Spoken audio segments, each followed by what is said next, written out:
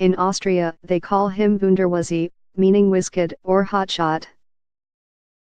At just 31, the conservative Sebastian Kurz is poised to become Europe's youngest leader, after giving the Austrian People's Party a dramatic makeover.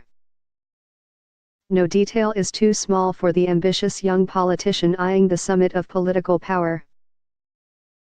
In 2011, Mr. Kurz posed on a jeep for a Black is Cool party campaign, when black was the party color. But for this election, in which he emerged the clear winner, he made the party turquoise, in a big rebranding exercise. The new color obviously worked. But what else has propelled charismatic young politicians into power in recent years?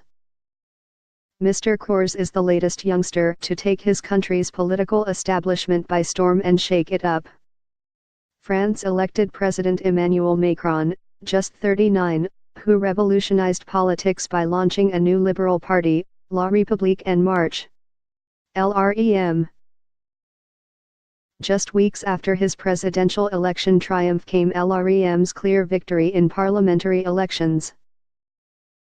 He is France's youngest head of state since Napoleon. In 2014, Italy got its youngest ever prime minister, Matteo Renzi, then aged 39 too. Like Mr. Macron, he had never served in parliament, and was a novice in national politics. But little Estonia upstaged even those wunderkind examples. The vaulting political ambition of Taavi Rõivas made him prime minister in 2014 to 2016, and he is still only 38. Their success proves that voters are looking for much more than experience when they elect politicians. Youth and charisma clearly count for a lot, along with persuasive campaign rhetoric. You might also like Austria set to elect world's youngest leader. Trudeau brings his toddler to work. Is France already losing its Macron-free zone?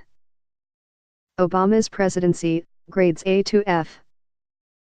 Some fear that in this digital age, dominated by powerful images and social media, style may often triumph over substance in politics. They look slick, but do they have the same amount of substance, asks Kadri Laik, an Estonian political expert at the European Council on Foreign Relations think tank. I sometimes fear what I call a David Cameronisation of Estonian politics, politicians who look good, speak well, mean well, but lack true seriousness, she told the BBC. She deplored a tendency to believe that life is all about PR, public relations, performance, speeches, and party politics.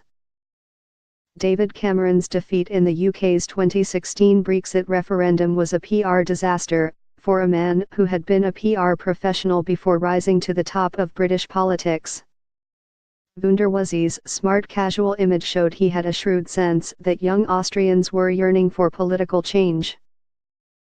A penchant for open collars and swept back hair conveyed a boyish image, not like the decades-old stereotype of Austrian coalition wheeling and dealing by men in grey suits. Smart casual was also the look of Matteo Renzi. His pose in a white t-shirt and leather jacket led The Guardian to ask if Mr. Renzi was modeling himself on the Fonz, star of the US hit sitcom Happy Days.